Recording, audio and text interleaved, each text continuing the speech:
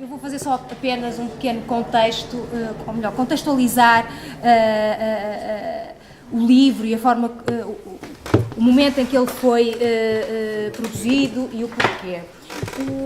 O livro surge na sequência de uma exposição com o mesmo nome, realizada em 2016 em São João da Madeira.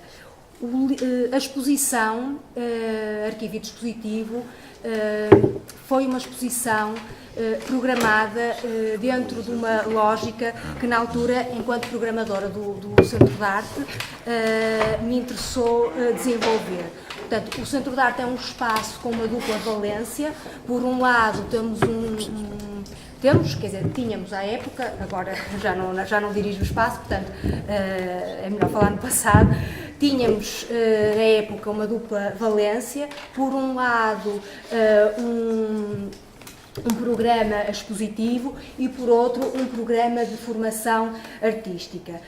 Quando eu chego ao Centro de Arte, interessou-me que as exposições que iríamos realizar, de alguma forma, refletissem a formação artística que tínhamos. Portanto, nesse sentido, eu dirigi convites a vários artistas, não é? que usam diferentes práticas, não é? E é neste contexto que eu dirijo o convite ao José Maçãs de Carvalho para fazer esta exposição. O Centro de Arte tem um curso de fotografia já com cerca de 30 anos e, portanto, interessou-me que tivéssemos a oportunidade de ver um conjunto de artistas, fotógrafos, em São João.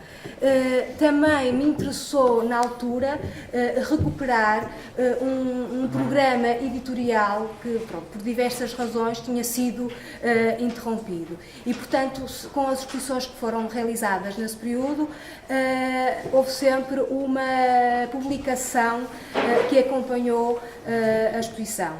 No caso do Maçãs de Carvalho, fomos um bocadinho mais além, não fizemos apenas uma ilustração da exposição, não nos interessou fazer um catálogo que ilustrasse a exposição, com vistas da exposição, mas interessou-nos fazer um livro que desse continuidade já a uma série de projetos sob o tema do arquivo que o Maçãs desenvolve, penso que desde 2011. Portanto, é neste contexto que o livro, que a exposição é feita e que o livro é realizado. O trabalho interessou-me particularmente o trabalho do Maçãs. É um artista que eu já conheço e que eu acompanho já há alguns anos, desde o período em que trabalhei na Anamnese, e que, por acaso, um dos artistas de quem eu tive que compilar informação, de coligir informação, quer escrita, quer visual, foi o Maçãs de Carvalho, e, portanto, foi um artista, é desde essa época um artista que me interessa e que me suscita bastante interesse. E, portanto, na hora de fazer a programação, quis, sem dúvida, incluí-lo no nosso programa. Depois, para além de ter muita afinidade com o trabalho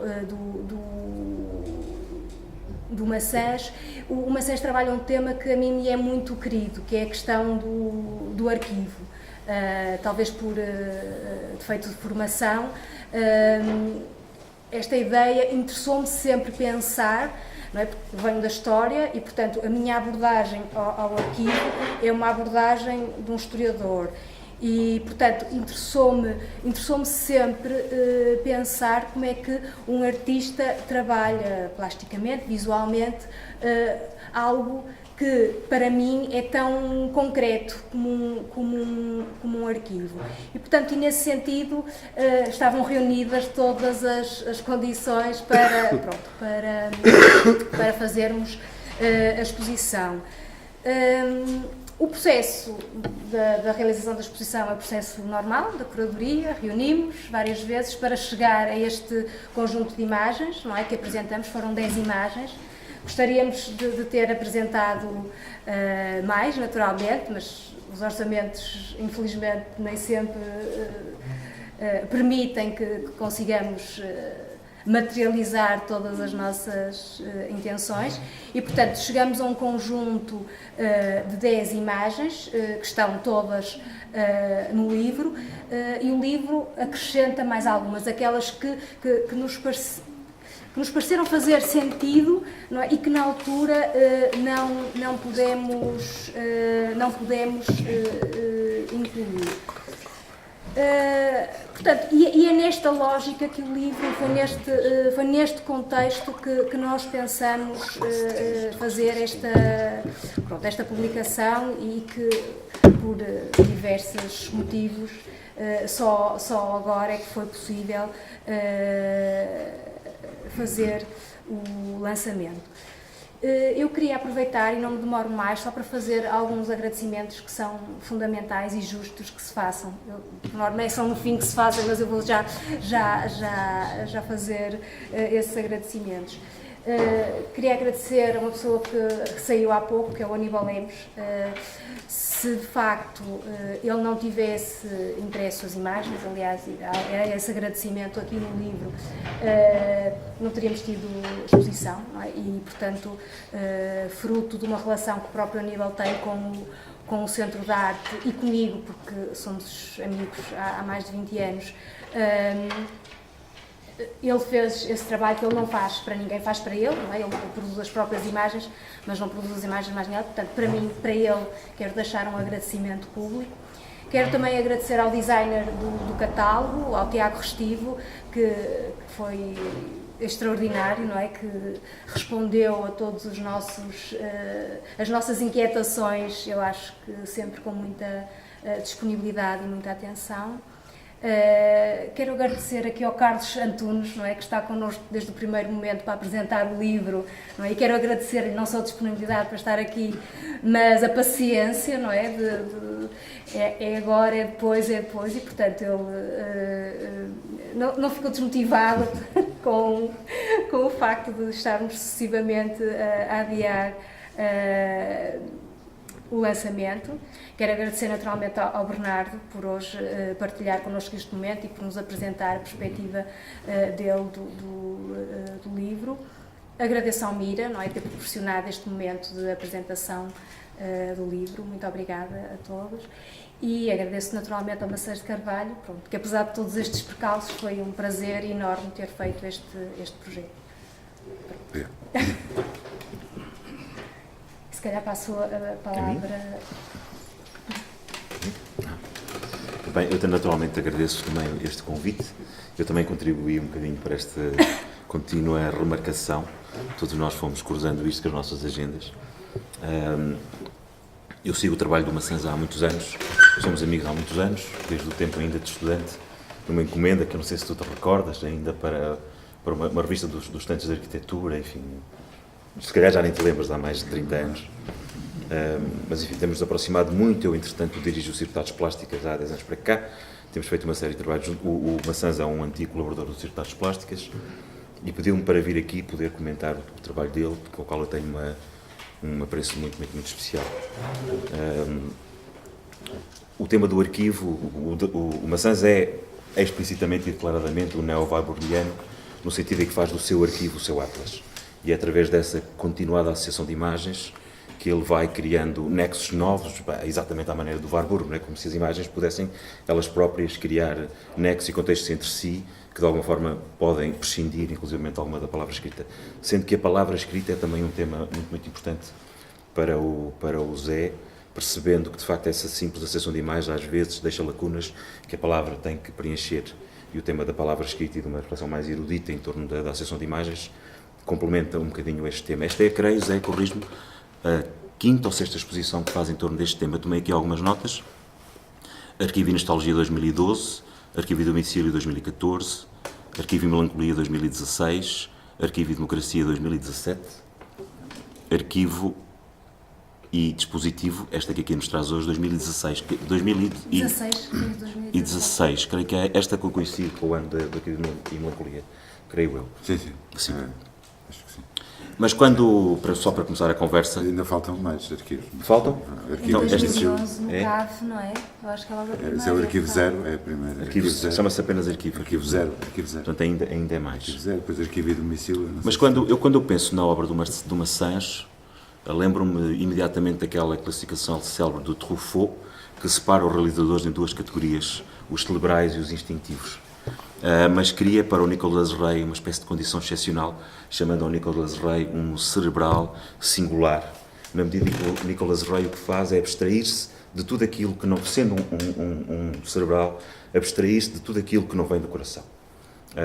E há qualquer coisa de Nicolas Rey, e que mais à frente falarei também porquê, nesta atitude do Massange em relação às imagens, em relação a esta hiperracionalidade que o Massange cultiva, este aparente distanciamento que ele tem dos objetos que fotografa, mas que depois deixa muito clara a sua... de que lado da análise política e sociológica da imagem se posiciona. E para isso o Massange recorre muitas vezes a alter egos. Já conversámos um bocadinho sobre isto. Eu próprio já fui, num certo momento, numa imagem que o Massange fotografou um alter ego. O Massange recorre normalmente para este alter ego pessoas com quem tem alguma empatia especial do ponto de vista afetivo.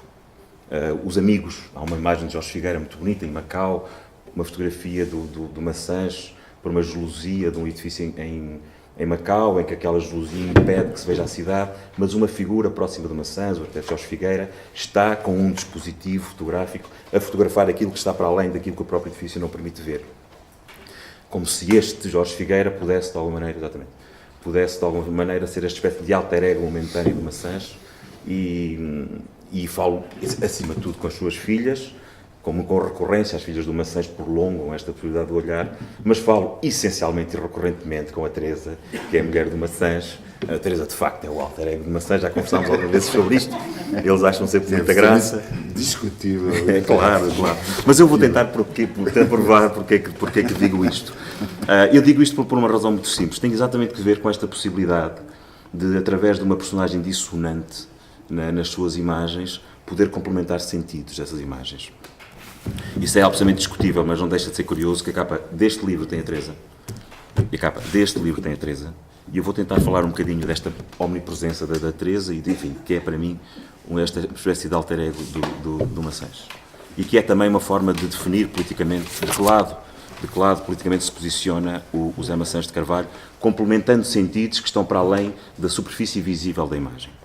E isto retoma uma conversa que nós temos em suspenso, a superfície visível, que foi interrompida bruscamente numa censura a uma imagem que eu postei no Instagram, precedida de uma frontal e animada conversa com o Bernardo, que certamente hoje poderemos retomar aqui se for oportuno.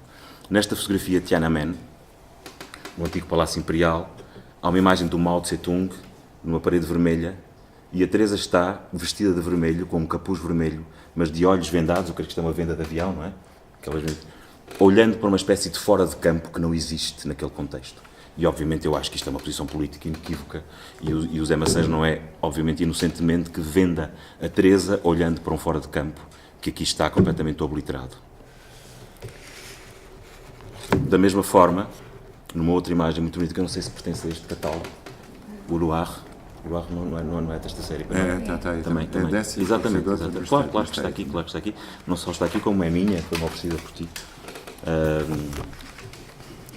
E há também uma imagem muito bonita, que tens que me ajudar, que eu não sei se está nesta série, aquela imagem que a Teresa está a algures em Macau, olhando também, de alguma forma, olhando para a cidade, isto é, há claramente uma série de personagens locais que estão ali, e esta figura feminina, que nós sabemos que é a Teresa, cria de facto uma sintonia, olhando para um fora de campo, aqui sim presente, que prolonga o sentido político da imagem. Não, eu acho que não é desta série. Mas eu confesso que acho mais interessante falarmos da obra do Massange do que falarmos apenas e só desta imagem. Há um outro momento que me parece também muito interessante no Massange, que aqui também, de alguma forma, podemos associar ao Nicolas Rey, que é esta persistente disponibilidade para ter tempo para trabalhar. E com este tempo que demoram as suas produções, eu já pude acompanhar algumas, incorpora o acidente com uma clareza que reforça o sentido da imagem. Isto é uma também uma característica do trabalho do Nicholas Ray, mas eu lembro concretamente de 2 momentos do teu trabalho muito, muito impressionantes. Lembro-me daquele navio atracando em Hong Kong, corrijo-me, em Hong Kong, O filme? do filme, que é um plano fixo de um navio atracando em Hong Kong, que parece uma coisa absolutamente encenada. Aquele navio que bate em todos os pontos deste ecrã e, como numa dança, atraca rigorosamente num ponto preciso. Isto parece uma coisa completamente encenada e pensada, e confessou o José Maçãs de Carvalho que foi um acidente absoluto que tu não estavas à espera. Mas a partir do momento que o José Maçãs o incorpora na sua imagem, ele passa a ser uma coisa absolutamente intencional e objetivada. E de facto, é assim O que neste filme momento, Arquivo e Nostalgia. Arquivo e Nostalgia, e há também um outro momento que de alguma forma se aproxima desta disponibilidade para ter tempo de incorporar o acidente, quando aquele arrumador de carros de supermercado, quando o filho está Não, de barreiras. de barreiras faz um movimento horizontal, cruzando todo o plano da imagem, como se tu tivesses toda a vida à espera daquele plano e como se estivesse absolutamente pensado. Esta disponibilidade para o acaso, incorporando na sua obra, também é uma característica que me parece muito relevante do teu trabalho. Enfim, para começar, não diria muito mais, depois poderia dizer mais algumas coisas.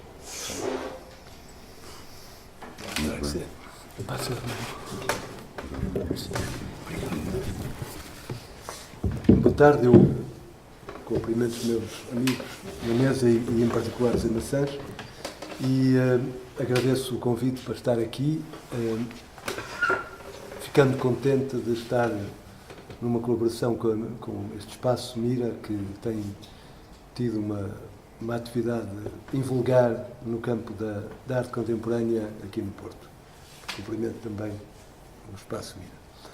Ora bem, eu sou deve ser isso, até por isso que estou aqui, sou um admirador da obra do Maçãs, já não há pouco tempo, que conheço e hoje considero um amigo. Devo dizer que o que me interessa mais no trabalho do Zé Maçãs e que me leva, digamos, mais vezes a refletir sobre ele é o modo como ele incorpora nas imagens a questão da obliteração do visível. Quero dizer, isso onde, diante de uma imagem, se deixa de ver. E, por exemplo, a fotografia que está no ecrã é particularmente explícita desse ponto de vista, porque, num determinado momento, mais ou menos a meio, ela está obliterada por um círculo, por um ovoide, que torna opaca a possibilidade de ver a própria imagem.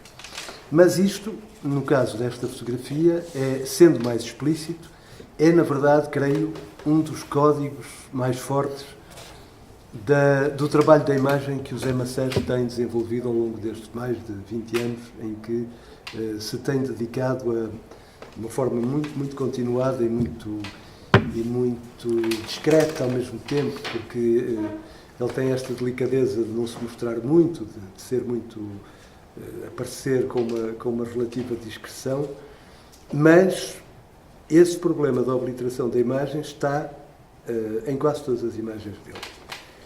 Eu diria que há 2 questões mesmo, para secundar o Carlos Antunes, que é a Teresa e a obliteração da imagem. Praticamente são as 2 grandes questões da imagem em José Maçãs de Carvalho. Uma vez que o Carlos falou da outra parte, eu vou falar desta. E aí a obliteração neste sentido em que, por exemplo, todo o mecanismo do fora de campo funciona de facto como presença, ou como presença, digamos, ausência, dessa imagem a que não temos acesso. E o fora de campo, na imagem do Zé Maçãs, é absolutamente fundamental. Tudo se passa sempre, um pouco como no ATG, que o Benjamin tinha visto muito cedo trabalhar essa dimensão. Tudo se passa nas imagens do Zé Maçãs como se o principal acontecesse sempre fora de campo. E isso dá às imagens dele um quid, uma matéria inquantificável, mas, no entanto, presente, de uma invisibilidade, de uma coisa que fica por ver, de um acidente, que o Carlos Antunes, aliás, referiu muito bem, que nos coloca, nós, espectadores, sempre na perspectiva de ficar fora da própria imagem. Quer dizer, não conseguir completamente aceder ao plano de imagem em que ele nos coloca. E eu julgo que essa dimensão, porque se trata de uma dimensão, essa dimensão que está presente sempre na questão do hors-champ é precisamente o mecanismo, diria, pelo qual se introduz uma dimensão política nas imagens. Por exemplo, no caso da imagem do Mao Tse-tung, a personagem, neste caso, a senhora de vermelho, tem os olhos tapados, quer dizer, e nesses olhos tapados eu quero ver o princípio da obliteração da imagem. Há uma outra imagem neste livro em que a mesma figura, a atriz, neste caso, da imagem, tem uma câmara voltada para o espectador, mas está com os olhos fechados. Ou seja, não vê o que está a filmar. E, portanto, esta introdução do que poderíamos chamar um efeito de cecidade, de cegueira, de não visibilidade, atravessa sempre as imagens como um ponto onde a imagem, diante do espectador, diz: e a partir daqui não podes ver mais. Porque pode ser a senhora que está de olhos fechados dentro da imagem, para todos os efeitos, é através dessa figura, que fosse uma senhora, um homem, dá igual no caso, seria sempre através dela que se fazia essa famosa identificação através da qual era possível entrar na imagem. Imaginar o que é que a personagem está a ver. Mas a personagem, precisamente, não só está voltada para o espectador, como ainda por cima está com os olhos fechados, ou seja, não está a ver. Mas isto repete-se na imagem do Mao Tse-tung, isto repete-se numa outra imagem em que a atriz, eu prefiro chamar-lhe atriz porque é como isso que funciona, a atriz está a 3/4 com um quadro, num quadro célebre, como é que se chama, das senhoras? Da Gabrielle Lettré. Isso, no Louvre. No Louvre, está ligeiramente voltada sobre o quadro, portanto, também não conseguimos ver o que é que ela está realmente, exatamente, o que é que ela está realmente a olhar, e assim sucessivamente, nas imagens do Zé Maçãs, há sempre um princípio de obliteração da imagem. E é isso que precisamente faz um arquivo, é que há qualquer coisa que é recorrente, há qualquer coisa que volta, há qualquer coisa que reaparece a pontos de ser possível dizer tudo se passa, ou muito se passa, nesta linha, nesta possibilidade de inventariar, porque um arquivo inventaria, de inventariar uma determinada forma de aproximação à imagem. No caso do dispositivo, já que é um dos títulos que também aqui é convocado, no caso do dispositivo, é muito curioso que o dispositivo, através desta obliteração da imagem, é precisamente aquilo que é desativado. O dispositivo, na definição agambeniana, que eu julgo que é que o José Maçãs utiliza com mais frequência, aliás, creio que até está no texto. Se tiverem... Onde é que está? Que é que eu... Sim. Está aqui no fim mesmo. Não sei de cor. Eu sei o texto de cor.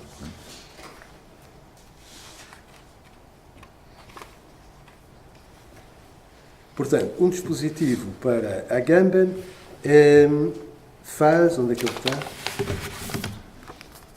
Qualquer coisa. Qualquer coisa que tenha, de algum modo, a capacidade de capturar, orientar, determinar, interceptar, modelar, controlar, etc. Portanto, é um elenco de verbos, todos eles mais ou menos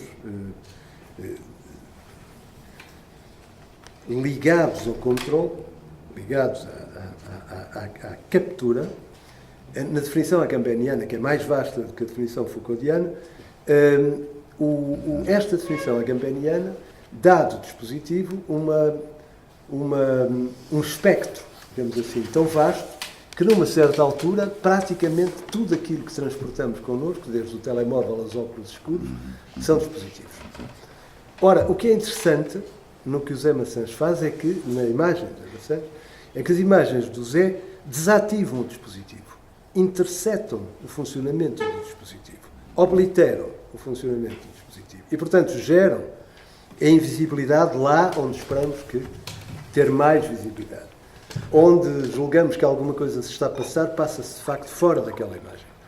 As personagens, sejam as atrizes, não interessa se são as filhas ou a mulher, neste caso são as personagens dentro das imagens, olham para fora da imagem, para fora, para o lado, para o outro lado, eventualmente para o espectador, mas quando olham para o espectador estão de olhos fechados, e portanto elas impedem precisamente que o dispositivo se chegue a constituir. Ou seja, é um dispositivo que é interrompido. E esse dispositivo, é preciso dizer, está hoje nos nossos próprios olhos. Porque todos nós hoje vivemos no mundo das imagens, ninguém sabe nada que não seja através das imagens, já ninguém consegue olhar nem para os filhos que não seja através das imagens. Há mães que passam a vida a fotografar os filhos para verem que eles existem. E, portanto, esta nossa relação com a imagem é toda ela baseada no dispositivo do visível, que é o olhar fotográfico. O nosso olhar é um olhar fotográfico. Já não é o olhar do Cézanne quando se punha diante da Santa Vitória. É um olhar que precisa do dispositivo para ver, para enquadrar, para escolher, para selecionar. O dispositivo, já não está centrado apenas no telemóvel, não sei o quê, está nos nossos próprios, na nossa própria forma de olhar. E por isso é que as imagens do Zé Maçãs, e isso todos temos que lhe agradecer, porque é um artista, e um artista é alguém que nos dá qualquer coisa que nos faltava, aquilo que tem de rico e de singular, digamos assim, é precisamente essa capacidade de constantemente desarmar o dispositivo, de introduzir, através de efeitos de cessidade, de obliteração da imagem, de assignificação, inclusivamente, pontos de fuga da própria imagem, mas isso, por exemplo, nos vídeos, da mesma maneira, não é? Que ainda há pouco tempo tivemos a oportunidade de ver nas Belas Artes uma sequência de vídeos magnífica, vários que ele tinha feito, vimos também uma série deles no espaço pré-skate da EDP em Lisboa, no outro lado, que é melhor, e onde se vê tudo muito melhor. E nos vídeos do Zé Maçãs também o princípio é o mesmo. Há um barco que chega, há um funcionário chinês que carimba e nós não percebemos o que é que se passa fora da imagem, não é? E este trabalho sobre o hors-champ, sobre o fora de campo, sobre o que está em volta e, no entanto, permanece inacessível, é precisamente o que, a meu ver, nos desafia mais e introduz uma dimensão propriamente política nessas fotografias. E nisso eu julgo que o trabalho do Zé Maçãs se situa numa tradição muito funda, que remonta a Velázquez, precisamente, quando pensamos nas meninas, nos retratos dos reis de Espanha, que são os ausentes, não é? Estão refletidos num espelho, levados a um tamanho muito pequeno relativamente ao grande tamanho do quadro, e, sobretudo, aquilo que o pintor pinta, nós não sabemos o que é. Não é? Primeiro porque ele suspende o pincel, não está a pintar no momento em que o surpreendemos, e, ao mesmo tempo, o quadro está de costas para nós. E aí temos, uma vez mais, uma forma de interrupção do dispositivo. Lá onde esperamos ver alguma coisa, o que vemos é a impossibilidade de ver alguma coisa. E esse trabalho que alguns artistas têm, ao longo dos séculos, perseguido como possibilidade, o que, a meu ver, traz a grande, digamos, porque tudo parece óbvio no primeiro olhar e tal, mas não, é que as imagens, elas próprias, não digo as do Zé Maçãs, todas as imagens, que é o mundo em que nós vivemos, da assombração perpétua, todas as imagens estão carregadas de significação.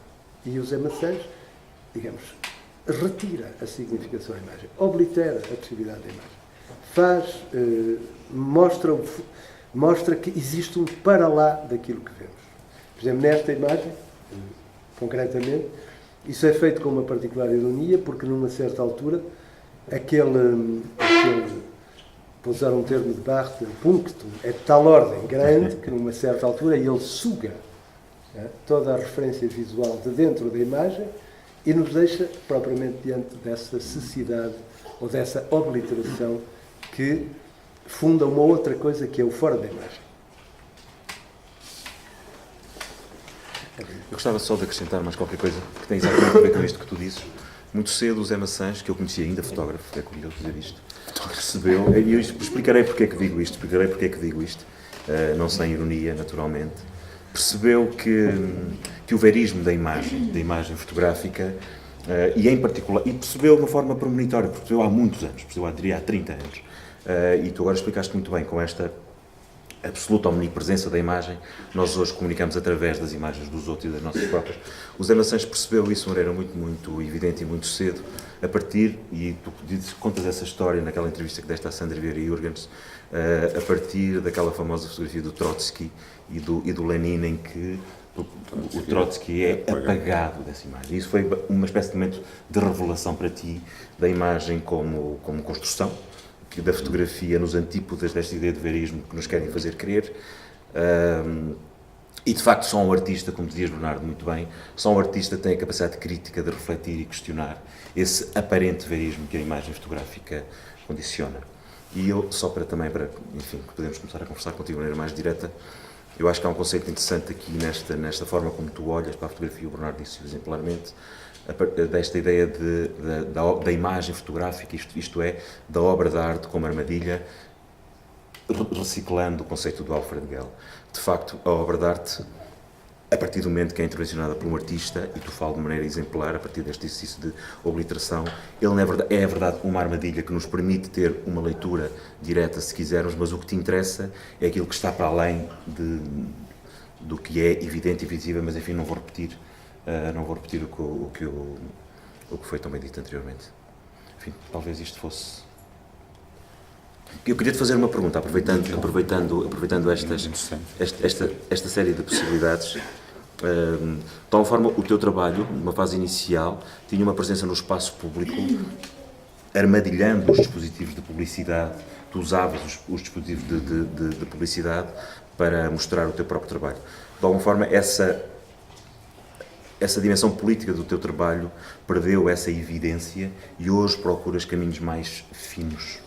Eu acho que ele continua muito, muito presente. Enfim, todo o teu trabalho é um trabalho político, de uma maneira mais ou menos evidente. Não diria explícita, de facto não é explícita, é muito mais sublimada, mas de alguma forma houve esse afastamento destes dispositivos de publicidade que tu apropriavas para mostrar o teu trabalho.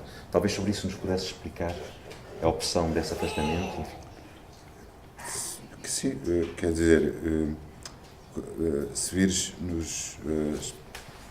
especialmente nos últimos filmes da série do Arquivo, todo o trabalho de imagem continua a ser sobre o espaço público, não é? Enfim, por exemplo... Aquele vídeo, por exemplo, que apresentaram no Bienal, tem muito também de privado. Não é? Quando filmas as crianças naquele momento, não é? de acordar,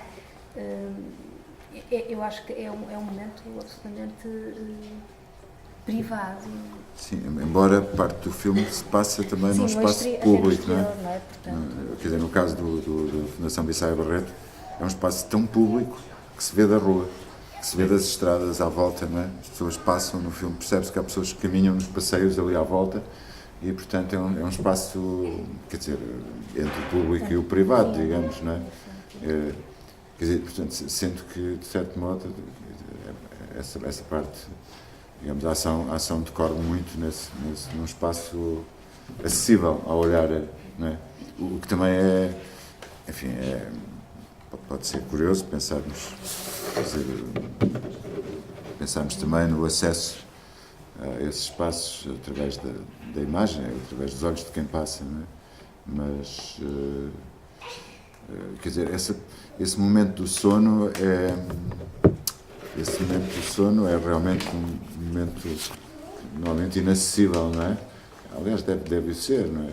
Muito reparador, mas eu, na verdade interessava-me muito a forma como as crianças brincam cá fora, quer dizer, como é que se conhecem a si próprios e aos outros na relação, no espaço exterior.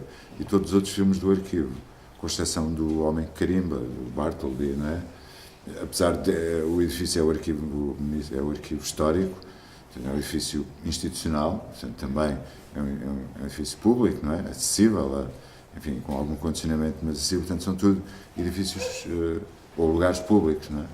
E talvez um dos trabalhos, digamos, mais políticos é esses últimos filmes que eu mostrei no MAT sobre o domingo das empregadas domésticas filipinas em Hong Kong, não é? Em Hong Kong. Em Hong Kong. E, portanto, esse é o espaço público no seu uso absolutamente democrático, não é? Quer dizer, é mais complexo do que isso, não é? É um espaço que é privado, enfim, é o espaço das grandes lojas, das grandes marcas, não é?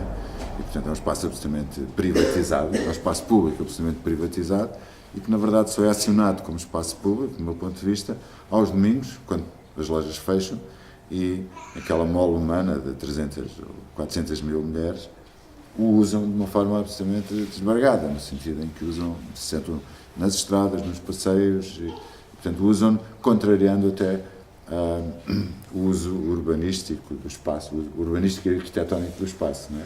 E, portanto, esse lado subversivo, eu diria que é, quer dizer, essa análise do espaço e também da própria arquitetura, não é? De que forma é que a arquitetura suporta visualmente aquela mole humana, não é? Isso também foi sempre uma das coisas que mais me interessou ali.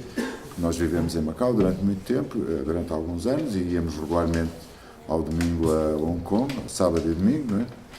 E essa é uma, quer dizer, para além de tudo encaixa também em algumas das questões que vocês colocaram, não é? Há uma certa acidente ou contingência, um caráter contingencial, que eu acho que é quase essencial na fotografia, não é? Mais do que na pintura, parece-me, não é? Não é? Aquilo que acontece, mas pode não acontecer, ou pode nunca mais acontecer, não é? E é o caso deste episódio, deste evento em Hong Kong, quer dizer, podemos ir 50 vezes a Hong Kong, mas se não formos ao domingo, nunca veremos este evento, não é? Esta contingência, não é? E, portanto, o que acontecia connosco era que nós íamos sempre ao domingo a Hong Kong, muitas vezes ao domingo a Hong Kong. Da mesma maneira que aquele movimento no arquivo Nostalgia dos barcos em frente à ilha de Hong Kong era uma coisa que víamos recorrentemente, não é? Normalmente, quando estávamos em Hong Kong, às 6 horas, dirigíamos imediatamente para o Centro Cultural, que fica em frente à ilha de Hong Kong, para ter essa experiência, não é? E, portanto, o que eu tentei nesse filme foi tentar oferecer, devolver, proporcionar a experiência, que é, e quer dizer, aquele filme, da forma como foi filmado, o plano, a composição, o tamanho, a qualidade, etc., era nesse sentido, nos aproximarmos mais da experiência e menos da representação, não é? Que eu acho que é uma coisa que todos os artistas anseiam, não é? É que as suas obras sejam essencialmente uma experiência e mais do que uma representação. Claro que falta ali os 95% de umidade, falta, não é? O calor, falta o cheiro, mas era uma coisa que fazíamos regularmente, não é? Como se fôssemos beber café. Íamos passar das 6 às 7, sentávamos em frente, atrás do Centro Cultural, a olhar para a ilha de Hong Kong e ver aqueles movimentos. Portanto, aqueles movimentos eu vi-os centenas de vezes, não é? Portanto, de alguma maneira, quer dizer, há uma intuição, não é? Aqueles barcos, não é? Não foi por acaso que eu escolhi quer dizer, aquele plano também é escolhido, não é por acaso. Quer dizer, naquele plano o Skyline de Hong Kong é muito grande, não é? Naquele plano estão os 2 mais importantes bancos mundiais e que controlam a economia, grande parte da economia mundial, não é? O Hong Kong and Shanghai Bank e o Bank of China, não é? Que, para além de tudo, são 2 obras de 2 arquitetos icónicos, não é? O Lin Pei e o Foster, não é? Portanto, não é por acaso, obviamente, que eu escolho aquele plano, porque havia hipótese de escolher 4 ou 5, não é? Quer dizer, naquele skyline todo, não é? E qual é a pergunta?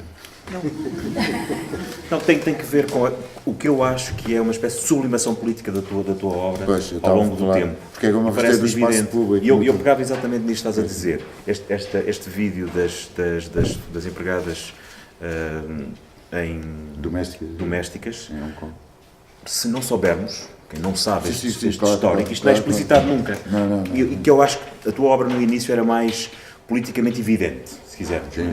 Era uma coisa mais juvenil, mais sangue da guerra, se quiseres. Não é? Tu mantens o mesmo ardor, eu diria, mais intenso, de uma forma muito mais subliminar. E isso é verdade neste vídeo das empregadas domésticas. Nós não soubermos, são empregadas domésticas no espaço público. Claro. Quando sabemos o histórico, portanto, é uma obra culta nesse sentido, porque exige uma preparação prévia. E sabendo isso, a coisa ganha um eco de eficácia muito mais contundente. Não sei, tenho dúvidas.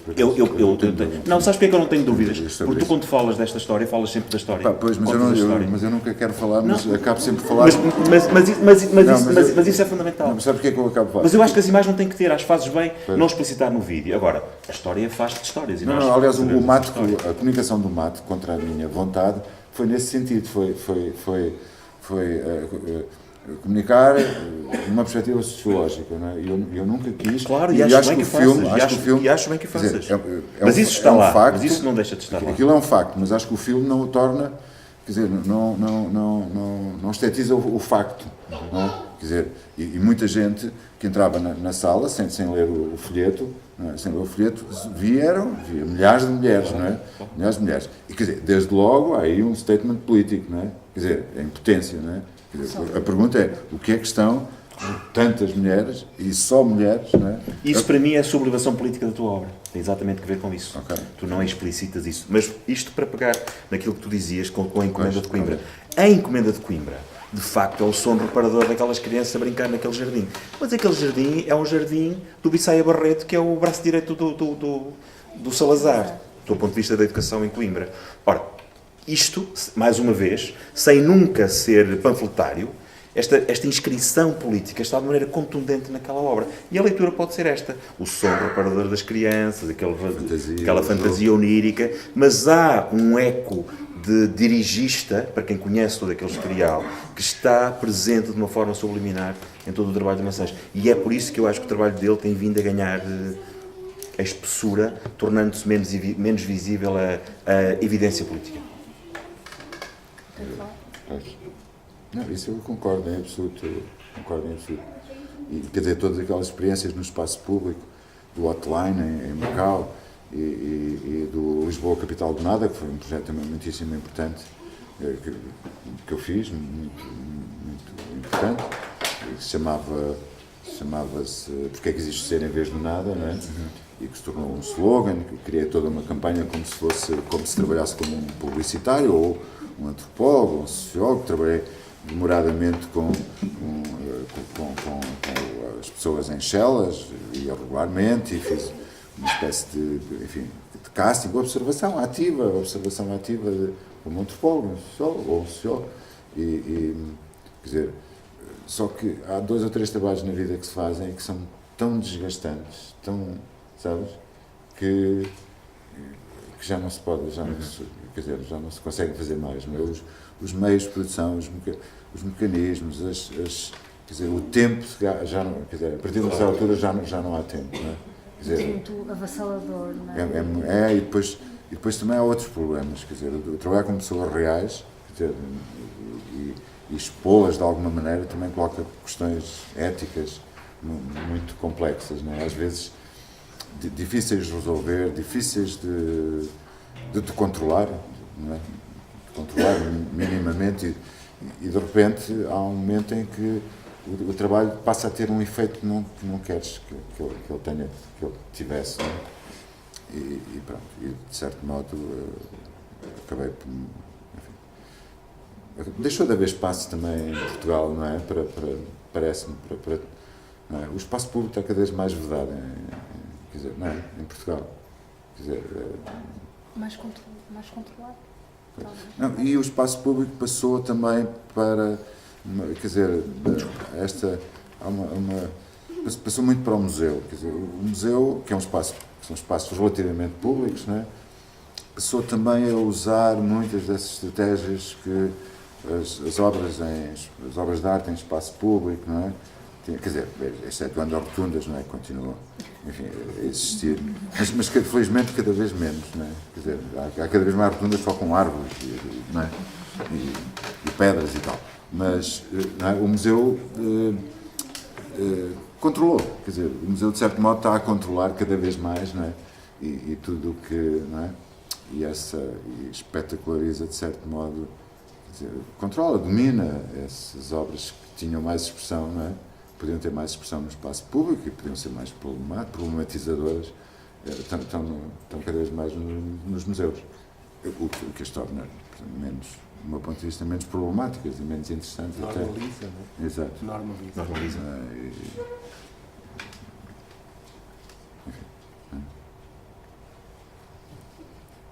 Podemos, se calhar, também abrir. Acho que sim. Não é? Pois, sabem, quer dizer. Se eventualmente alguém tiver alguma questão. Fora de campo. Bora. Algum Não, mas comentário. enfim, eu já dou a palavra, mas eu só queria agradecer realmente estas 3 intervenções muito avisadas e algumas destas questões que eu próprio, apesar de ter ultimamente, nos últimos anos, refletido por escrito e analisado por obrigação académica alguns dos meus projetos, vou sempre descobrindo, e agradeço, vou sempre descobrindo novas possibilidades, não é? de abordar, não é? Porque há sempre também algum, quer dizer, é como se houvesse algum pudor, não é? Quando pensamos no nosso próprio trabalho, não é? Quer dizer, eu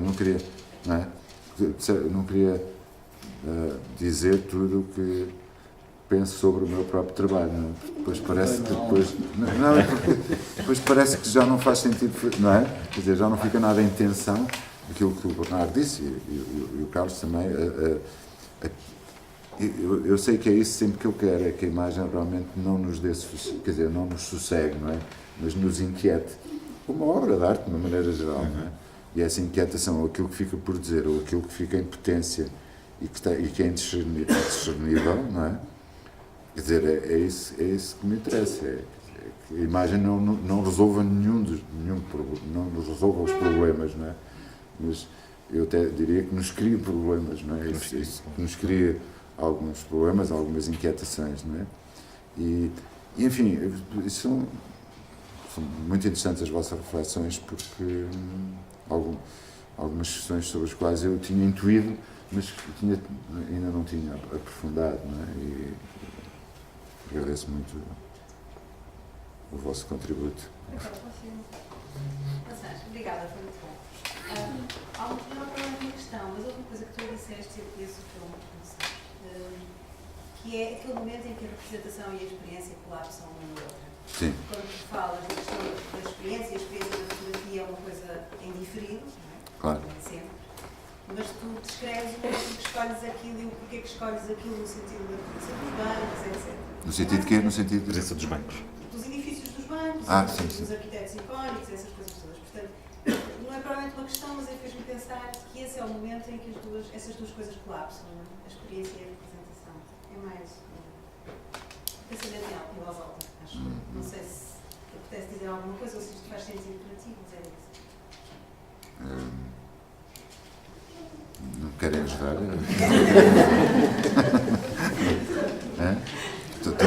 Estão aqui para me ajudar também. Quer dizer, acho, então se eu posso dizer uma coisa rápida, eu tenho a impressão que essa questão é realmente importante, porque nós talvez pudéssemos dizer que a experiência é precisamente o que começa lá onde acaba a representação. Quer dizer, ou se quisermos dizer de outra maneira, por exemplo, uma experiência que toda a gente mais ou menos conhece, que é, se calhar é melhor pôr aqui, que ajuda a não puxar tanto para a experiência. Aquela coisa que toda a gente mais ou menos sabe e que é, está descrita em muitos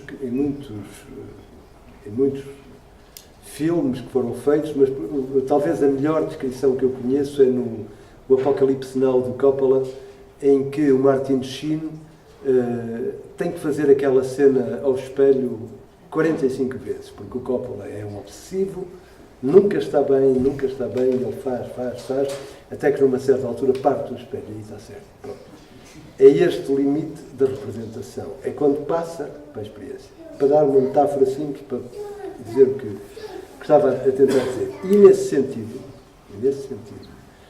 essa tensão entre representação e experiência, eu julgo que é aquilo que de algum modo o Zé Maçãs procura no seu trabalho.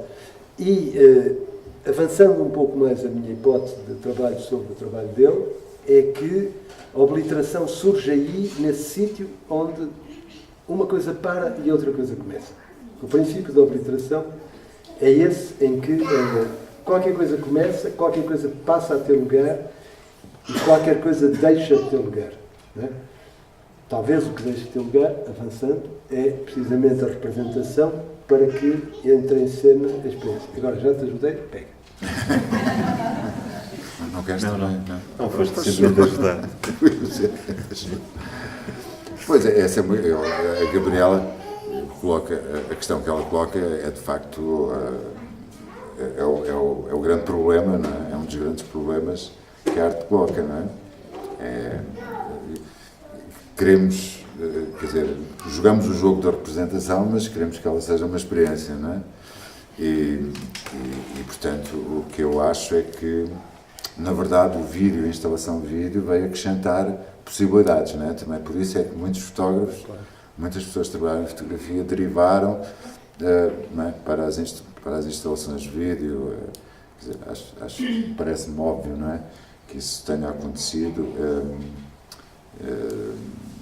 Uma forma de superar, digamos, ou de nos aproximarmos da experiência. Parece-me que depois há outros mecanismos audiovisuais, ou digamos no vídeo, que favorecem ou que ajudam a obra a aproximar-se mais da experiência do que da representação, como por exemplo a repetição, não é? E não é? Essa questão da repetição aqui parece-me fundamental. Quer dizer, e não só a repetição, não só o loop, não é? Não só o loop, mas sim o tempo, não é? A temporalidade, não é? E portanto esta possibilidade de podermos estar diante de uma imagem muito mais tempo. Por exemplo, no teu vídeo com o do Bartleby, o homem que carimba, nós estamos sempre à espera que de repente ele deixe de carimbar. Exato. Com o loop gera esse efeito de será que ele se vai enganar, será que ele vai deixar de fazer aquilo, não é? A repetição gera mas é o Orchão outra vez. Se ele parar, há uma coisa que é uma coisa citada pela Paula Rego a propósito daquele escritor chanfrado americano que ela fez uma série inteira, como é que se chama? O tipo que vivia fechado num... do Darter. Sim, do Henry Darter, sim. Que é uma coisa em que a frase, creio que é a seguinte: se o professor parasse, nós podíamos brincar, é uma frase deste tipo, não é? Quer dizer, é qualquer coisa que tem a ver com o momento em que aquele gesto, continuamente repetido, se suspende e autoriza que se passe outra coisa. É essa outra coisa que é o político, não é? Porque nós vivemos num espaço absolutamente saturado de signos, já não temos qualquer hipótese de escapar a isso, o real tornou-se isso. E isso é que eu venho chamando de resistência do arcaico, processa-se lá, onde por um momento aquilo para, então é possível sair da sala, é possível ir para o workshop. Por isso que eu gosto muito do fora de campo na imagem do Zé Maçãs, é que é por ali que a gente sai, é por ali. Eu já saí por aquele buraco para 5 vezes, mas é essa possibilidade de saltar fora do dispositivo, propriamente dito. Porque o dispositivo é tudo. Exato. Sim. Eu fiquei curiosa com aquilo que o Carlos disse há pouco e depois acabaste por não É melhor falar com o microfone, então. talvez. Não? Desculpem. Eu fiquei curiosa com o que o Carlos disse há pouco sobre o tempo em que o Maçãs era fotógrafo. Não, depois eu pensei que tinha completado, mas entanto, eu explico porque é que eu disse isto. Porque a partir de um momento muito concreto, o Maçãs dilo, está escrito, ele percebeu que ser fotógrafo não era suficiente, ele precisava de ser artista. E foi aí que pequenas palavras foi exatamente nesse momento em que ele percebeu que só os artistas têm esta capacidade de criticamente refletir sobre as imagens de uma maneira radical. Mas eu gostava também de tocar neste assunto da experiência da representação, numa perspectiva que me parece também muito clara na obra de José Maçãs, que é esta ideia do artista como mediador e o excesso de representação da experiência por parte de um artista pode aproximar-se de uma coisa escatológica. E esta consciência crítica do limite do campo de possibilidades da sua ação é uma coisa que o Zé tem muito presente.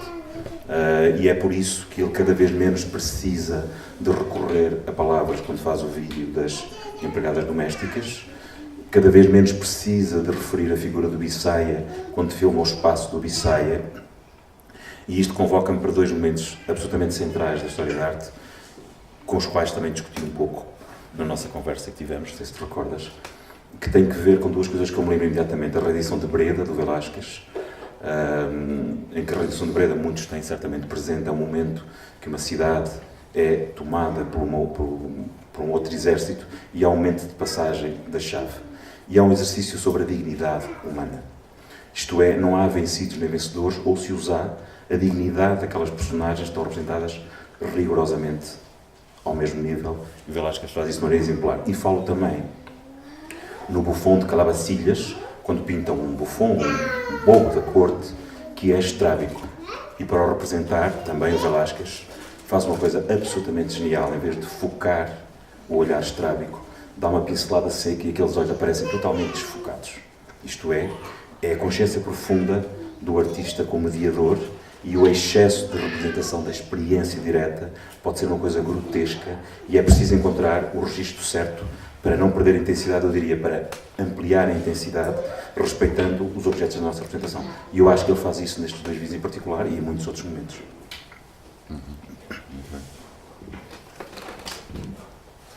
Mas o Velázquez era um gênio. Não se compara, não se compara. Não, mas tu andas à procura, Não se compara. Mas interessa muito. Mas é a tua genealogia. Sim, exatamente. Como? Ouvi? Genealogia. Sim, claro, falaste disso.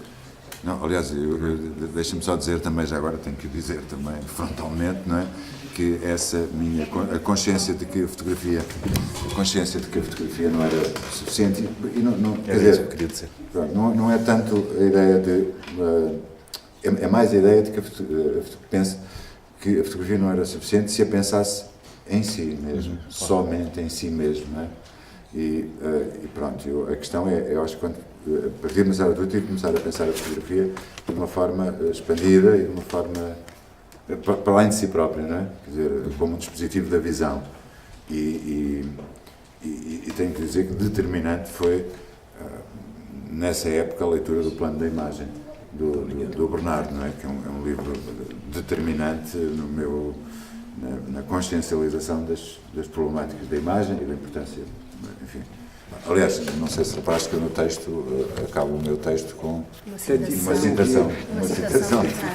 Não, mas eu quando escrevi isto ainda não tinha convidado para apresentar o livro.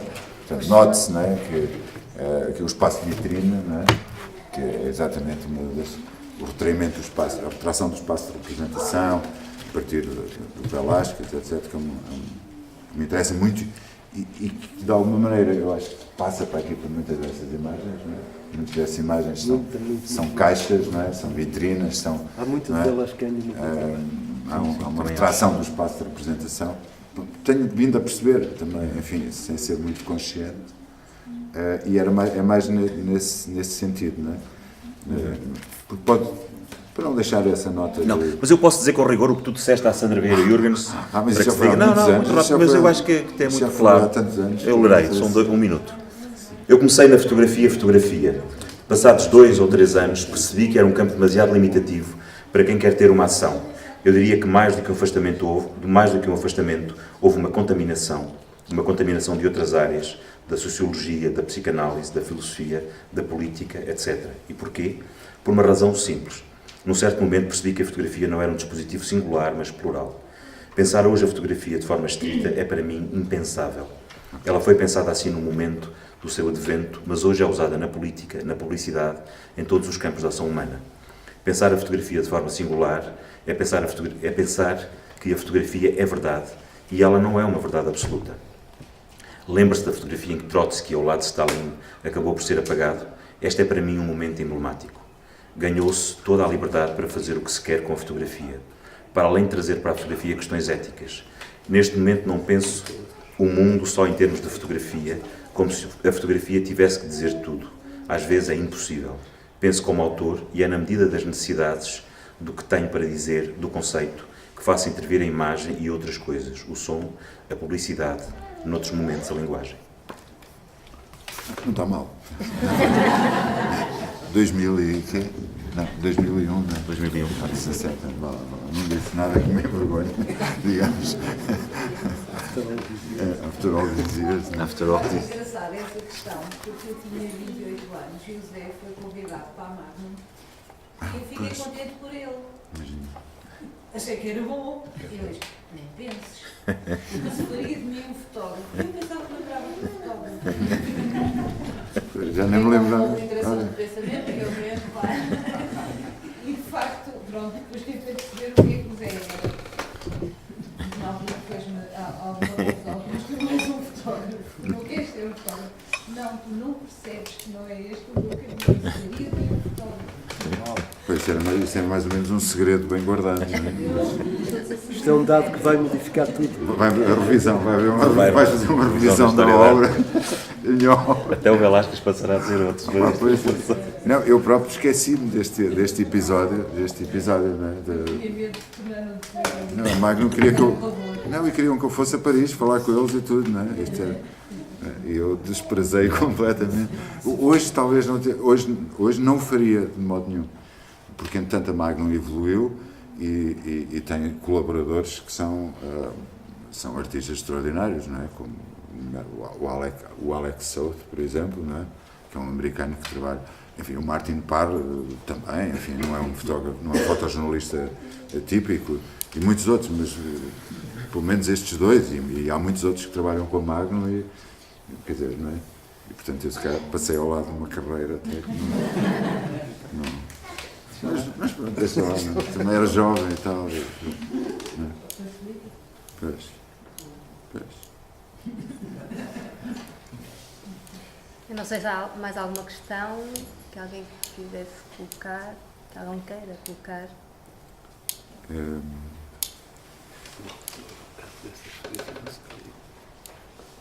Os livros, penso claro. que estão ali ao fundo. Não é? Os livros, só dizer também que eu neste livro, porque eu já fiz um outro livro que se chamava Unpacking, A Desire for the Archive, que eram 50 exemplares totalmente manuscritos, não é? Que tem a ver também com esta questão da repetição e de uma certa fisicalidade em oposição a esta aparente facilidade de fazer imagens. E, bom, isso era uma coisa. Neste caso, este livro, estas imagens, é apagado propositadamente. Tem a ver com esta, como o Carlos disse, esta possibilidade warburgiana de combinarmos imagens de diversos tempos e diversas origens e de as fazer conviver. Pronto. Há também algumas subtilezas aqui na construção do livro, não é? Na construção da exposição e na construção, como eu vi com a Raquel demoradamente, e que faz parte do meu projeto, quer dizer, de uma das minhas referências dos últimos anos, que é enfim, que eu espero continuar até no próximo ano, de uma forma mais próxima do Warburg Institute. E, portanto, e o que eu faço é, portanto, apagar mesmo os títulos das imagens são encriptados, têm só as iniciais, etc. Só tem o ano, penso eu, no fim. Mas depois faço uma coisa que contraria isso. Escrevo uma vez só, junto a uma imagem, dou indicações muito precisas, escrevo com precisão sobre como é que foi ou o que é que aconteceu naquela imagem, não é? Portanto, há aqui uma certa, um gesto, outra vez, enfim, provocatório, não é? De certo modo, quer dizer, não é? As imagens estão aqui por si, quer dizer, com muito poucas referências de contexto, de certo modo, de forma a evitar às vezes, apressadas leituras de cariz puramente sociológico, não é? Que era uma das coisas que eu não queria nada que fosse esse o centro da comunicação da exposição no MAT, não é? E que não consegui fazer comunicar isso com a produção, não é? Quer dizer, de tal modo, aliás, isto nota-se, de tal modo que a primeira leva de imprensa que veio ter comigo eram praticamente só publicações virtuais e escritas femininas, não é?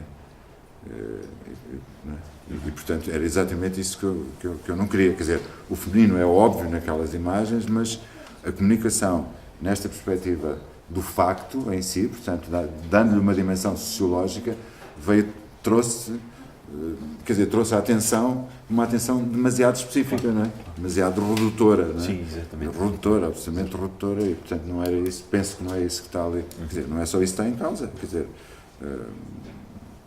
há ali muito mais questões em causa, não é?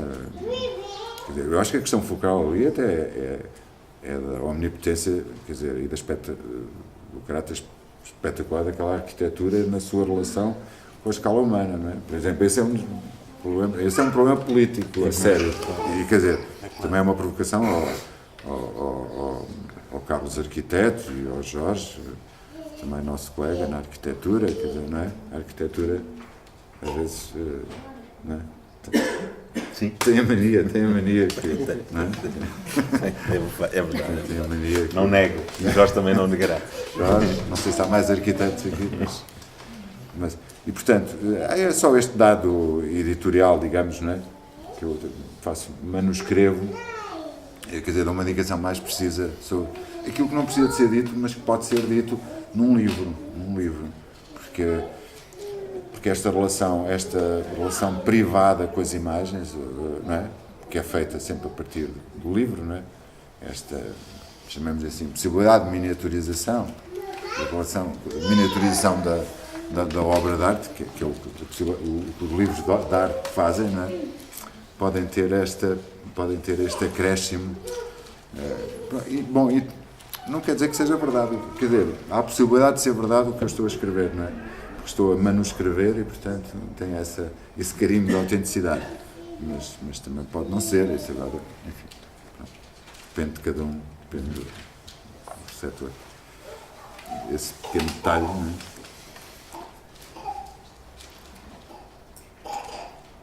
Não sei se alguém quer dizer mais alguma coisa.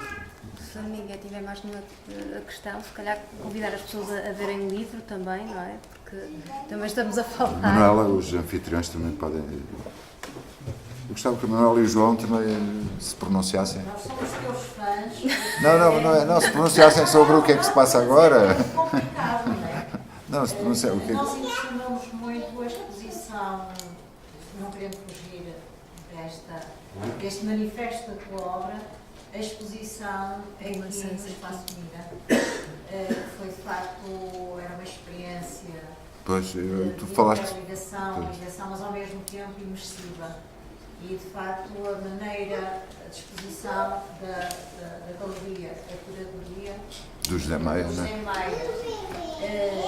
E a escolha dos vídeos levou a experiências, agora estou a dizer enquanto observador, não é a minha experiência, que era as pessoas abraçarem literalmente a exposição. Depois tu tens histórias de pessoas que passavam e entravam, não é? Porque Sim. há muita gente que passa aqui. Sim, e que ficavam, designadamente, um chinês, que é filho de uma portanto, faz parte de uma família, que tem uma loja, que é a loja China, e com o qual temos relações muito interessantes, mas nem sabíamos na altura que a criança era filha daquela senhora, e que entra, e que há ali um quase reconhecimento com o primeiro vídeo em que aparece uma criança oriental, e que depois se dirige à menina que vem a nadar e que fala em linguagem gestual, de braços abertos.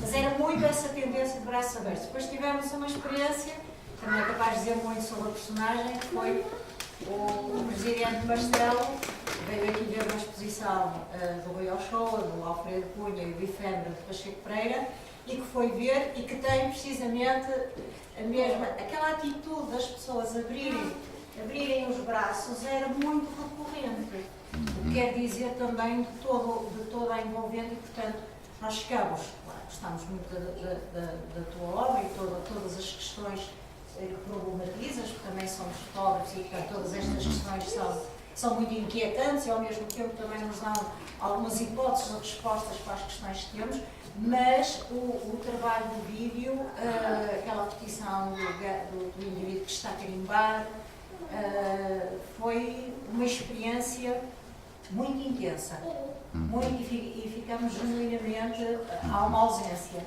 E quando tu achas que há qualquer coisa que falta num sítio que esteja preenchido, quer dizer que aquela coisa faz falta. Sentir a falta de... excepcional. Pois, eu não esperava que fosse realmente surpresa.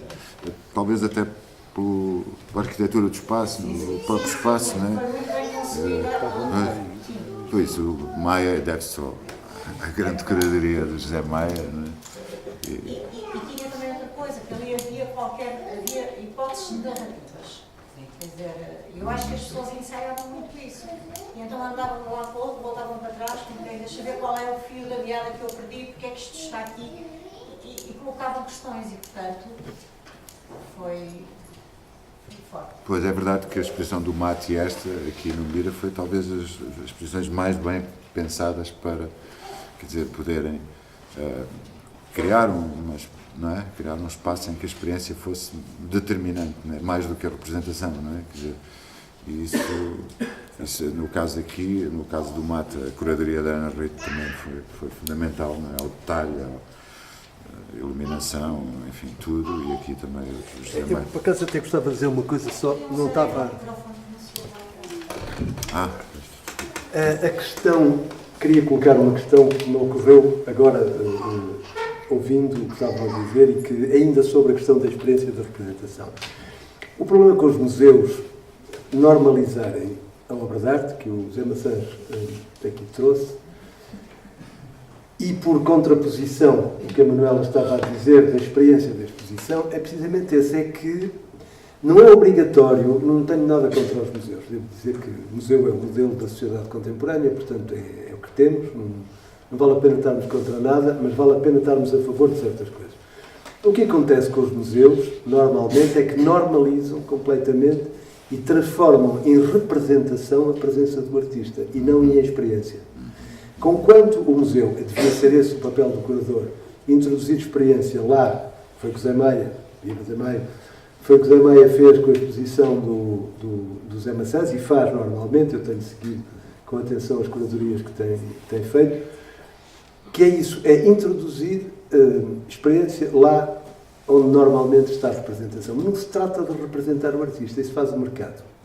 Trata-se de experimentar o artista, experimentar o que o artista faz. E é essa diferença que faz precisamente a diferença. O problema não está no museu, o problema está em como se utiliza aquele espaço para transformar aquilo numa experiência. Conquanto a experiência esteja lá, está tudo bem, não é? Até a Mona Lisa se pode experimentar. Quer dizer, não é? Uma pessoa pode experimentar a arte, mesmo a arte antiga, sempre de uma forma sensível. A experiência sensível, é o regresso sensível, não é? E não representar, que é o que o mercado faz, é representar sistematicamente. É colocar em plano de representação aquilo que é destinado à experiência. Exato. Mas aí o problema não será dos curadores também? Boa pergunta. Claro que há curadores que fazem isso, e, pois, quer dizer, mas também vivemos num mundo de curadores, portanto tem que haver maus e bons, portanto, os bons curadores não fazem isso, não é? Os maus curadores dão cabo do... porque passam precisamente para esse plano. Mas isto, digamos, é um problema que se coloca de uma forma mais vasta, porque talvez a arte contemporânea, nesse aspecto, isso seja um índice para perceber onde é que ela se produz, onde é que ela tem lugar. Ela tem lugar lá onde se suspende a representação e recomeça a experiência. Porque esse é um dos grandes problemas do nosso tempo. Porque nós vivemos, o dispositivo é o que reduz, é o que normaliza, é o que transporta para dentro da representação. Não é? O dispositivo, se quiséssemos levar mais longe a meditação sobre o dispositivo, poderíamos dizer que o dispositivo é o que representa. É o que introduz a representação em todas digamos, as suas atribuições. Ora, o sair da representação, o voltar a entrar nisso que não sabemos que se chama real, não sabemos o que é, mas que começa com a experiência, é precisamente aquilo que o artista faz. E que quando o curador é um artista ele próprio, alguém que percebe de que é que a arte trata, o Carlos Antunes tem feito um belíssimo trabalho nesse campo também, recomeça a experiência. E isso é o único verdadeiro ato político, é o recomeçar da experiência. Tudo o resto é paisagem. Se calhar, se for uma obra, deve haver outra vez um recomeço de criação. Claro. E é isso que Claro. eu falo do curador. Claro que sim. Não deve ser não só pôr, Claro. não só colocar, mostrar. É ativar, é voltar a pôr em movimento. E outra vez colocar possibilidades, aquilo que parece já estar. Eu diria que é mais do que o papel do curador, é o papel da exposição ela mesma. E todos os agentes que trabalham para a exposição. Desde quem monta, quem programa. Pode ter outras ideias, Sim, às sim. vezes no orçamento. Claro. É só uma coisa que é o grande artista, o verdadeiro artista, que digo, é o que faz qualquer coisa que muito dificilmente se pode pôr em plano de representação. O artista é tanto mais verdadeiro artista, quanto mais o que ele faz é inapropriável Para representar. É verdade. Portanto, há uma inapropriabilidade da obra de arte que tem que ser defendida. Devia ser o artista a começar por fazê-lo, quer dizer, claro. Mas o facto é que muitos artistas trabalham para a representação mortos por entrar, não é? Porque, claro, que é muito mais fácil entrar no mercado quando já está isso preparado, não é? Porque o problema do mercado é normalizar, é pôr outra vez a representar, é pôr a funcionar é pôr a funcionar o dispositivo, digamos assim, de uma forma simples. E o problema da arte é o problema contrário, é sair desse plano e recomeçar a experiência, sem a qual era uma coisa que estava... Não é? E é aí que o mecanismo de obliteração nas imagens de José Maçãs atua. É um princípio de anulação do dispositivo. Para voltar só a fechar a questão. Bem, continuamos para o próximo dia. Bem, se não há mais nenhuma questão, se calhar damos falar. Maurício. Tem uma parte que você disse que Olha, se incômodo. calhar. Maurício é um artista.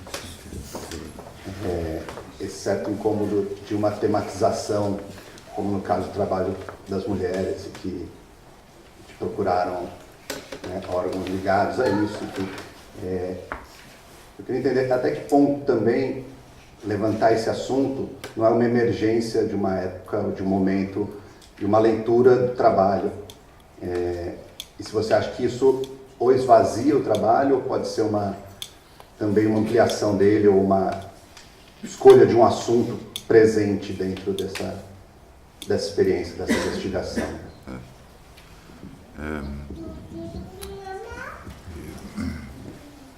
Sim, eu aceito que, enfim, é um assunto, são assuntos da ordem, não é? Do nosso tempo, não é? Da ordem do dia. Mas a questão, o desinteressante é que, como eu disse há bocado, se a comunicação é feita essencialmente a partir do facto em si, não é?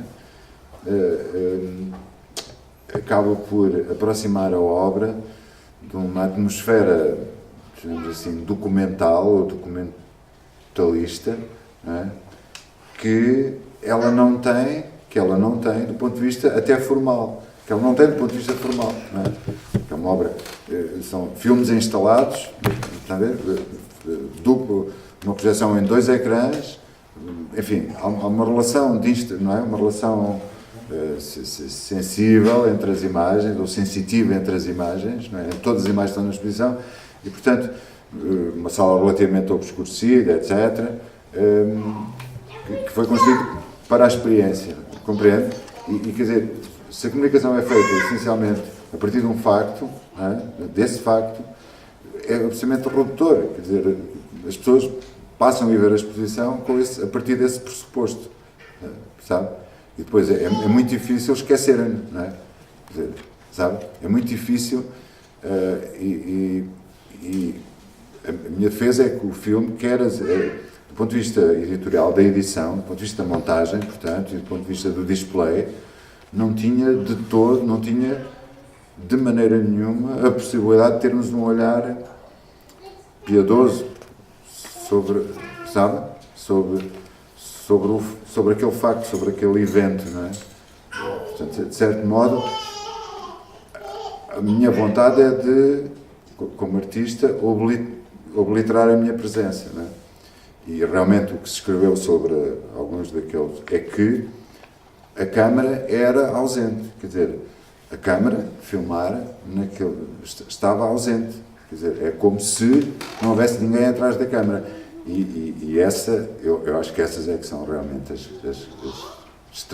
grandes imagens, é quando nós não sentimos a câmara, não é? Quer dizer, quando eu olho para uma fotografia enfim, não sei se todos conhecerão, mas do Thomas Struth, por exemplo, ou mesmo do Alex South, quer dizer, parece que aquelas imagens sempre existiram, não é? Quer dizer, e existem muito para além do dispositivo fotográfico, não é? Quer dizer, sabe? E isso é o que alguns autores críticos escreveram, é que realmente quer estas mulheres, quer dizer, não se dá para a presença do autor, sabe?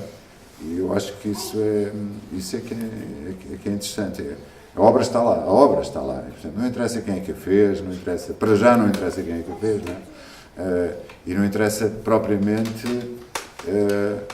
o que é que aquela, sabe? Não interessa, não quero parecer ligeiro no que vou dizer, quer dizer, não interessa para já saber que tipo de vida é que aquelas mulheres têm, não é? Sabe? Porque depois há leituras precipitadas e erradas, e absolutamente erradas sobre as questões, não é? Sabe? Sobre as questões. São imigrantes, naturalmente, e têm todos os problemas que têm todos os imigrantes, não é? Que têm muitos imigrantes. Têm problemas de espaço, mas quer dizer, mas Hong Kong tem problemas de espaço, não é? É das zonas mais densamente populosas do mundo, não é? Por metro quadrado, não é? E, portanto, há leituras à distância que são absolutamente erradas, que podem ser feitas de forma errada, não é? Sabe? É essencialmente esse foi o meu problema com a comunicação. Quer dizer, não foi um grande problema, não é? Mas não foi um grande problema porque depois a maior parte das pessoas também ia e não sabia, quer dizer, não sabia disto, não é? Quer dizer, nunca foram apresentadas como quer dizer, um conjunto, enfim, de uma forma miserabilista, ou, não é? Nunca foram, até porque no filme percebe-se que não é esse o aspecto delas, não é? Não é o aspecto, sabe? Não são propriamente, não é? Não há nenhuma possibilidade de se confundir com homeless, ou com, enfim, com um tipo de vida, enfim, no limiar da dignidade, não é? Sabe? Tem muito mais a ver com idiosincrasias, não é? Idiosincrasias, do lugar, da estrutura, da estrutura política, não é?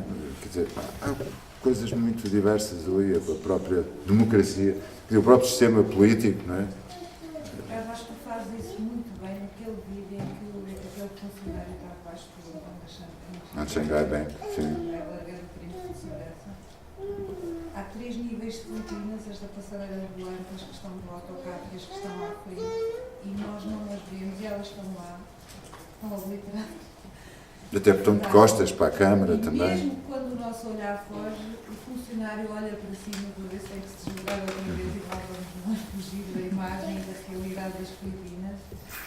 E é o que eu acho que é extraordinário nesse vídeo, é precisamente isso, tu desfocares a nossa atenção, estando lá, sem estar. Está obliterado, mas também está presente. E deslocas o nosso olhar sempre para o funcionário, sempre para fora, sempre para cima. E nós nunca chegamos a ver a representação social do problema. Exato. Mas sim a experienciar ali qualquer coisa zinzimento, de inquietude, para onde é que vai o olhar, para cima, para baixo, vai para os 3 dias. E nem tanto a imagem é importante do vídeo, e o olhar não foge, não se dispersa. Eu gostava de dizer alguma coisa em relação a esta... Não queria ter dito, sou atriz, não é? Mas eu gostava... Eu acho que estás a acabar, não é? Anuncio. Estamos todos... Não, mas queres sair? O Bernardo tem que sair. Tinha um compromisso. Tinha mesmo um compromisso, tenho que sair. Agradeço imenso também. Nós vamos continuar. Até breve. Em breve, Bernardo. Já chega, não é? Não, mas o Carlos ainda queria dizer. Não, eu gostava só de responder para a este terminar. tema, que é um tema que me ocupa. Nenhum problema fazer de um tema sociologicamente relevante o assunto de um artista. Nenhum problema em relação a isso.